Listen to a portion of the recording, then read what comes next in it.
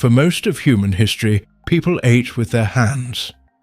The knife eventually joined the table as the first dedicated eating utensil, used to cut, spear, and carry food to the mouth. Forks didn't exist yet, and for a long time, nobody felt the need for them. The first table forks appeared in the Roman Empire around the 7th century and had just 2 tines. They weren't used for eating, they were holding tools, designed to pin a piece of meat in place while the knife did the actual cutting. When they spread into Europe, particularly through Italy in the 11th century, the reaction was not enthusiasm. The Catholic Church and various social commentators condemned them as an unnecessary luxury and an affront to God, the argument being that if hands were good enough, a golden instrument was an act of arrogance. They were mocked, criticized, and largely ignored for several centuries.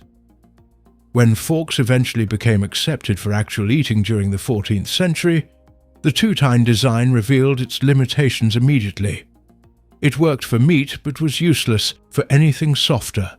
Pasta, vegetables, and loose foods simply fell through the gap or slipped off entirely. A 3rd tine was added, closing the gaps enough to handle a broader range of food. The fork was now a real eating tool rather than just a cutting aid. 3 tines, however, created a mechanical problem. When pressing down into food, the force concentrated unevenly across the 3 points. The middle tine took most of the pressure, making the fork feel unstable and awkward. Adding a 4th tine solved it. 4 tines distribute the force symmetrically on both sides of the center, making the fork stable under pressure. The wider, flatter surface created by 4 tines also meant the fork could now scoop and hold smaller foods the way a spoon does, something 2 or 3 tines could never manage. For the first time, a fork could do the work of 2 utensils at once. A 5th tine has never been added, and the reason is purely physical. 4 tines already bring the fork to a width that fits comfortably in the mouth.